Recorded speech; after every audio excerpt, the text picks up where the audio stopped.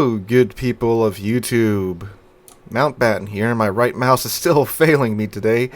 And today we have the Dido, the Tier 6 Premium British Light Cruiser import to review for you guys today. Now, the Dido is a real, still historical ship. This is a real class of ship that was produced during the Second World War for the Royal Navy. And we'll see how she performs in-game here in a moment. But first, as always, a massive thank you to the channel's Patreons. I am not affiliated with Wargaming nor CC, so I do not get any of these ships for free. They all have to be purchased either through the ad revenue from the channel or through the generous donations of these Patreons.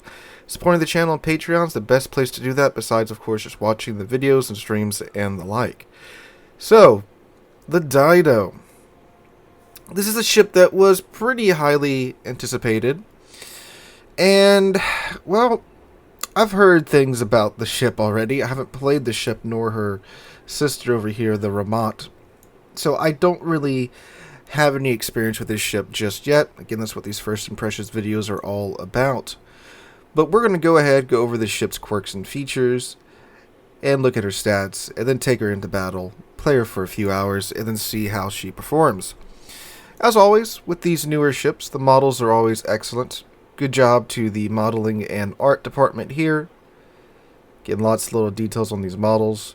They released a video, I should say, it's the proper English, some time ago showing the process of how they make these ship models. It's really in-depth. I think it takes them like several hundred man-hours per model, and you can really see why when you take a look at it here in the port. Alright, so let's go ahead and look at the Dido stats and such. No commander skills have been set nor modules applied. So, the armor layout. Yeah. I guess you could call this armor. So you get 13mm stern, bow plating. Oh, and stern plating too. Oh, look, you get a tiny 25mm slat over here over the steering gears. That's nice. 13mm stern deck. Mid-deck's 13 for the aft portion. Mid-deck is 25, okay. Citadel, actually, is that the Citadel? It probably is. Whoops. Yep, that do be the Citadel. Citadel's above the waterline and is 89mm thick. And the upper deck armor is also 89mm thick as well. You have these 13mm sections here. So, yeah, everything short of what, 152, actually no, everything larger than 152 is going to go straight through you, I believe, at least with the 13mm sections. 89mm at tier 6 for your Citadel belt. That's not going to help too much. You might get lucky and bounce a couple of shells, but yeah, it's a light cruiser. It's very much a light cruiser.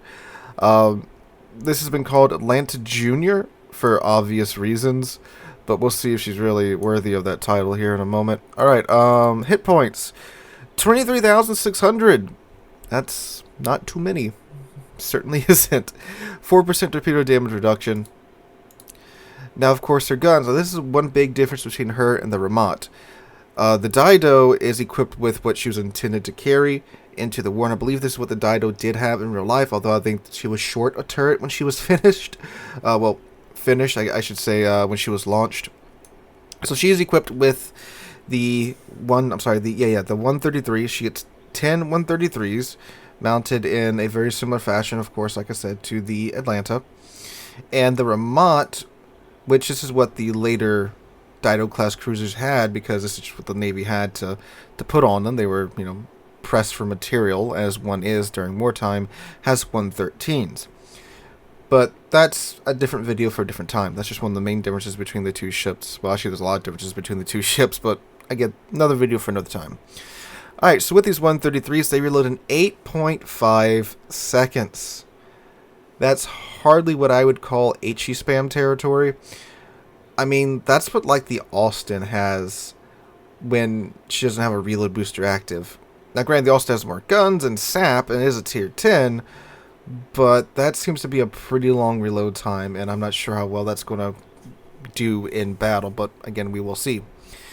They have a maximum dispersion of 130 meters. The turret's 180 in 18 seconds. Maximum range of 14.1 kilometers as well. So not really that much range by tier 6 standards. We talked about the London yesterday. The London only had like a 13-kilometer range. This is only 1 kilometer further. And again, this is tier 6. You can't really extend the range out anymore on cruisers since the changing up the commander skills. Alright, the HE does a maximum damage of 1900. Now again, that is if it's citadels, 8% chance of causing a fire, and 22 millimeters of pen. And they come out the tubes at 792 meters a second for the HE. The AP shells do a maximum damage of 2550. Again, that is if they citadel. And then come out the tubes at 792 meters a second. Alright, so, I mean, I'm going to be honest, doesn't look too promising with the main battery guns. Maybe we'll see if they have, they're pretty decent one way or another once they get into battle, but just looking at the stats, I'm not too confident. Torpedo tubes, you get 2x3, 533s, 8-kilometer range. That's actually pretty darn usable at tier 6. They reload in 72 seconds, which is quite a nice reload time, too. They 180 in 7.2 seconds. They do a maximum damage of 15,865, travel at 61 knots, and are detectable from 1.3 kilometers. Alright. She does get depth charges. She gets, let me see, does she just have the rollers? Yep, she's got a 1 roller right there. Get 2 charges of that, and we'll see what that pattern's like when we get into battle. AA, this is the interesting part. This was an AA ship. This was one of the first ships designed with dual-purpose guns for AA. Yet she only has an AA rating of 46. Which is very strange. I would think an AA ship would have more than that. Now, granted, it is a tier 6 AA ship, and they have to account for balancing because tier 6 CVs, well, some tier 6 CVs aren't that powerful, but I would expect an AA ship to have at least an A rating of like 50 or 60 down here at tier 6. Now, granted, this is base. I haven't built into it or anything yet, but it just seems a little low for what should be an AA boat. So you get 3 single-mounted 20mm Orlikins. You get 8 of the double-mounted Orlikins. And you get 2 of the quadruple Vickers. Okay. And then the main battery guns are also AA. Now, from what I've read on my research, apparently there are a couple of AA guns missing. There's supposed to be some more, I believe, around the bridge as well. Although it is only like 2 more. But, I mean, hey, every bit counts. So, Maneuverability, the ship has a maximum speed of 32.3 knots, which fairly slow for a cruiser, but again, for tier 6, it's okay. Turning circle radius of 580 meters and a rudder shift time of 6.5 seconds. I have read as well that the ship does have an improved acceleration deceleration, which is uncommon for British cruisers. British cruisers normally take an eternity to stop once they get going. So that is, if that's true, that's pretty nice. Base concealment is 10.2, which is pretty nice. I imagine with the commander skill, yeah, 10%. So that should go down to 9.2 kilometers, which is pretty nice. Alright, for her box O gimmicks. This is where things get even more odd with Dido. So she does get DFAA here, which will probably help with the whole AA cruiser thing. But for her smoke, she gets short burst smoke. This is the British DD smoke. It's not a smoke screen like the Atlanta or any other, not the Atlanta, the Flint or any other of the smoke cruisers get. I mean, we have a couple of cruisers that do get short burst smoke as well, but it only lasts for 35 seconds. It's not really meant for you to sit in it and farm. I mean, 35 seconds in the Dido, that's not even 4 salvos because she has an 8.5 second reload time on the guns. And she does the Ramad. I don't think the Ramad gets smoke at all. No, it does get smoke. And the Ramad gets the normal smoke. Yeah, that's weird. So she gets short burst smoke. I don't know, like, we'll see how that performs in battle, but I'm just going to, say, it's the easiest thing to just give the ship normal smoke and sit in smoke, hold left mouse, and then you've got a pretty decent light cruiser right there just by that. But it doesn't get that.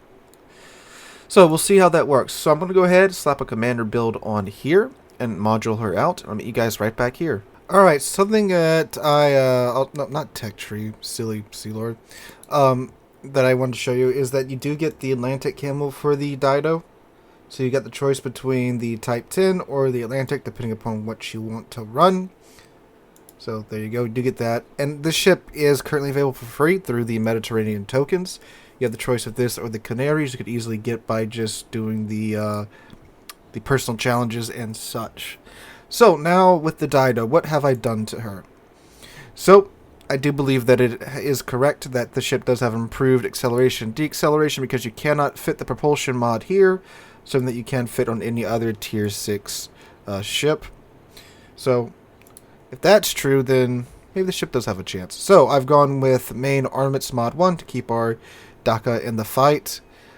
Gone with engine room protection to prevent the engine from being knocked out. And again, it was this or damage con mod 1. It's a cruiser, it gets cruiser burn time, so no real need for that. And you could get DFAA if you really don't like planes for some reason, which is a understandable feeling. And he's just a mod 1 because, again, nothing else here really made sense. I mean, sure, the torpedoes are nice, but I don't think it's warranted, you know, building into the torpedoes this much. And again, AA, if you really don't like planes, you can do that. The turret rotation time, the turret traverse speed's already fine, so I don't see any need to build into that. So aim system mod 1, just make the shells a little bit more accurate. Steering gears mod 1, because I was going to take propulsion, but since that's not an option, we're going to go with the slippery squirrel now with the steering gears. And again, damage con 2 already gets cruiser burn time and flood time, so no real need for it. Alright, and for the commander build, I've gone with Last Stand. Then I did take the Swift Fish here, just, again, the torpedoes are pretty nice, so why not make them a little bit faster. Then I went with Demo Expert to get the fire chance up. Then I took Heavy HE and Sap, because this is free damage. The guns are a caliber of 133, so they do not get the penalty here to the detection range, so this is essentially free damage, and that's nice. Adrenaline Rush, of course, because the ship is going to take damage, and, well, I want Madaka. Survivability Expert to give the ship a little bit more health, and then Concealment. Now, Matthew Bell here, my commander, he's 1 point away from being a 21-point commander, and at that point, I don't know if IFHE is worth it. Sure, it'll get your pins up, but I mean, like, it cuts your fire chance in half. And with the flags and Demolition Expert now, we have a 10% fire chance, which is pretty decent for the ship, even though it does have a low fire rate. But we'll see how this works. And if that's not the case, I'll probably take something like maybe a top grade gunner, but also I might just take priority target. And shoot, I don't know. Maybe fill the tubes, or I'll probably just come back down, grab Superintendent, and then maybe go with incoming fire alerts, or maybe the turret rotation skill. I don't know, but I just don't think IFHE is worth it, especially when it cuts your fire chance down so much. Okay, also with the... Why? No, I don't want to convert my XP. What? So with that build now, the guns, like I just said, they have a 10% fire chance. The HE now does 2,090 maximum damage. And then the concealment's now down to 9.2. With the speed flag, she goes 33.9 knots now as well. And is there anything else I need to show you that... Oh yeah, her HP. She now has, with Survivability Expert, 26,300 hit points. Alright.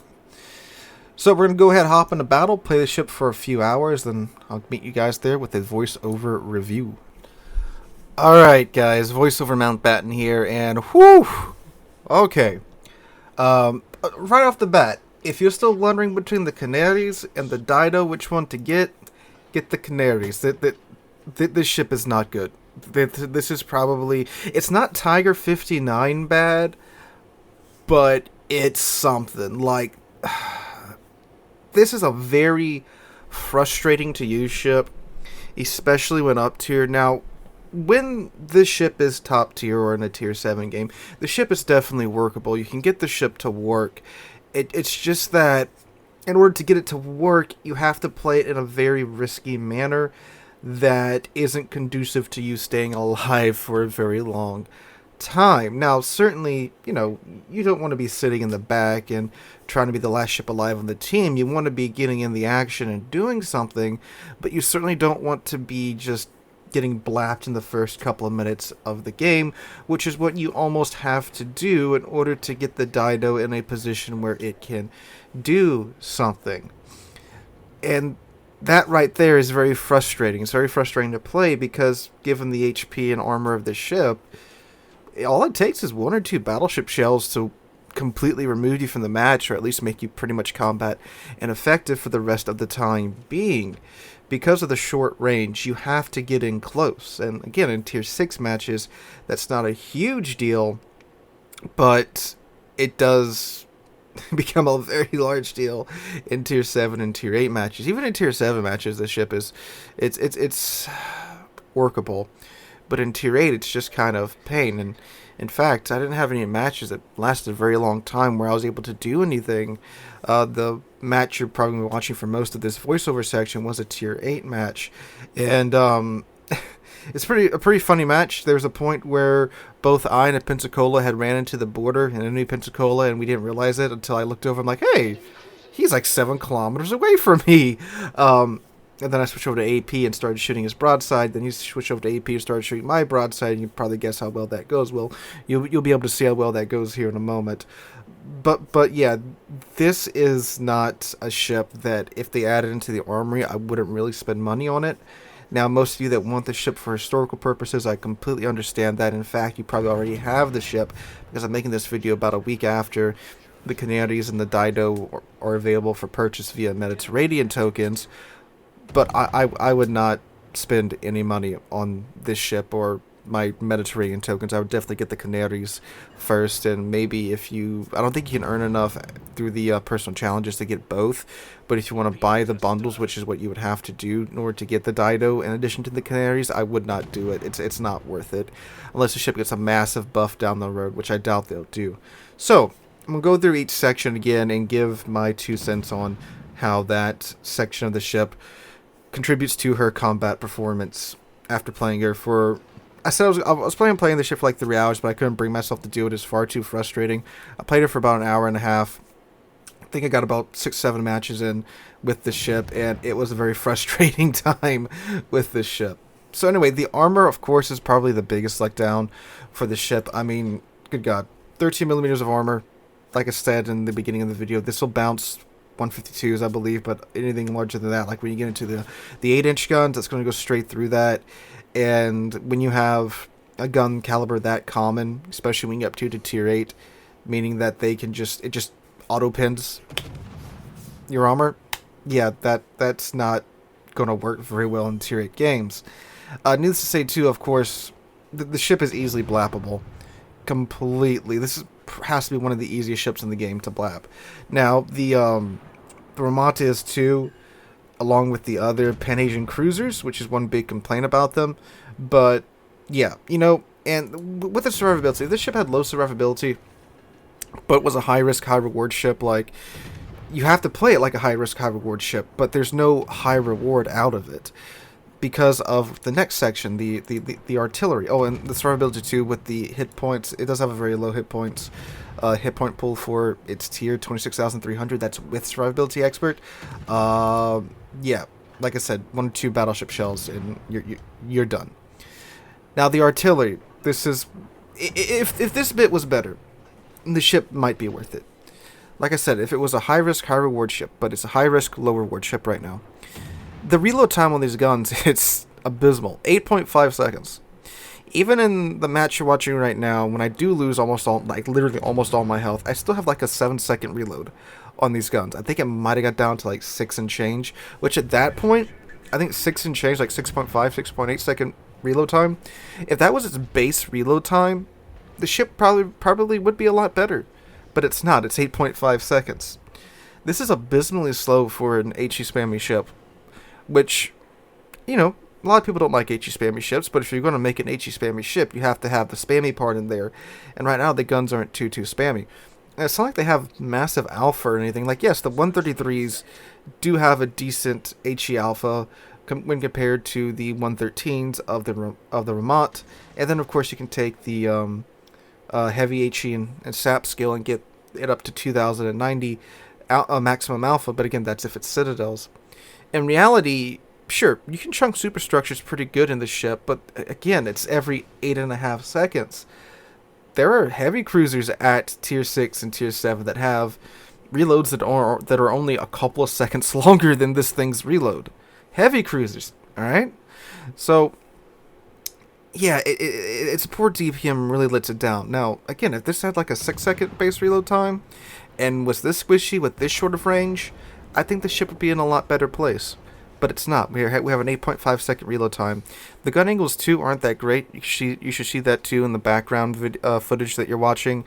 You have to show definitely way more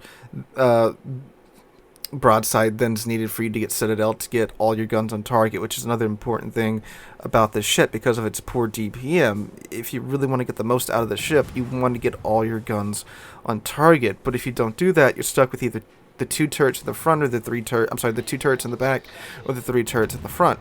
Now the 2 turrets in the back, they do 360, which is very nice.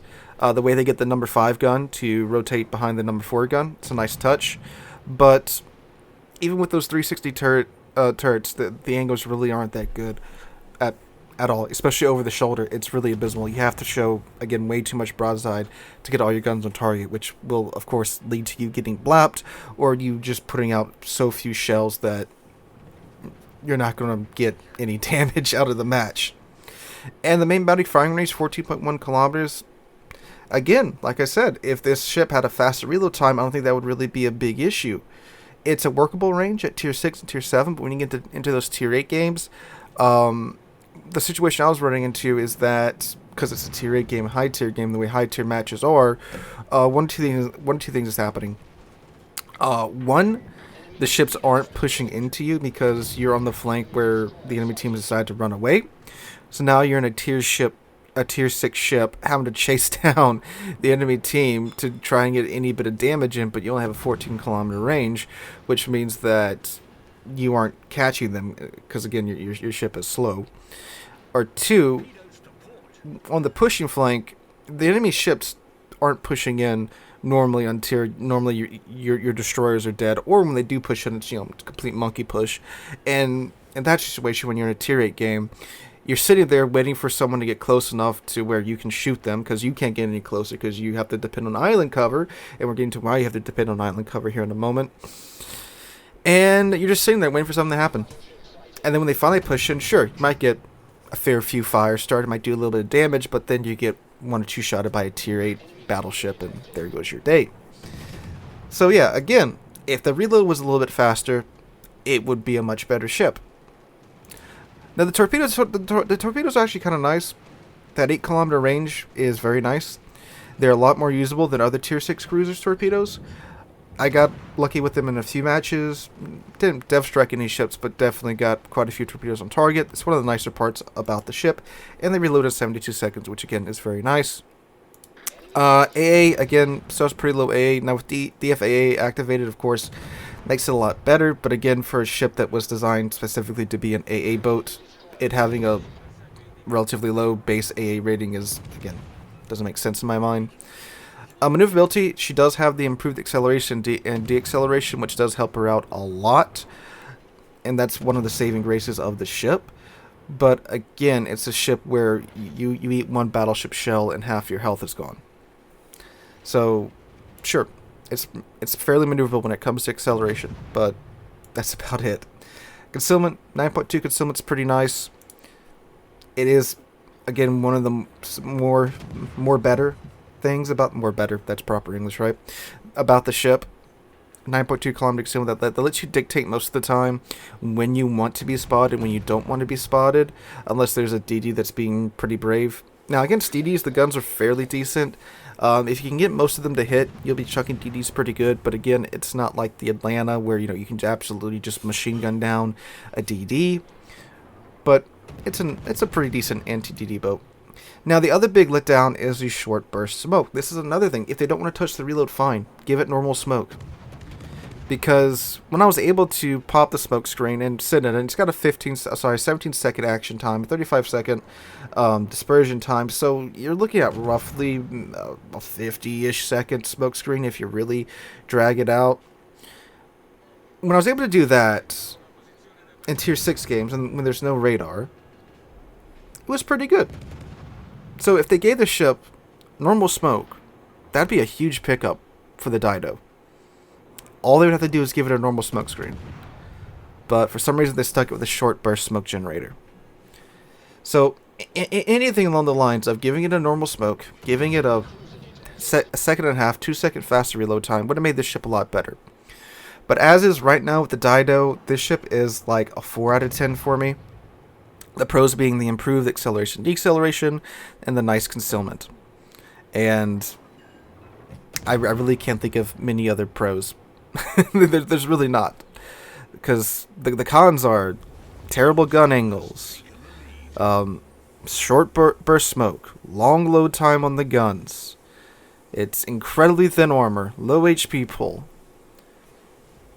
There's not a lot going for this ship. There's really not. And again, I wouldn't spend my time on it. I wouldn't spend my money on it.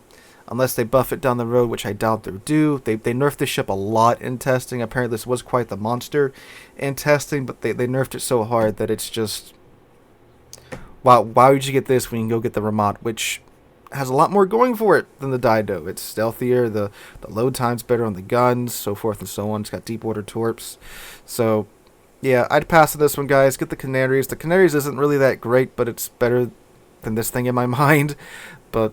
yeah, it's unfortunate that the Dido, which is a real still historical ship, was done this way. I hope they'd buff it in the future, but they probably won't.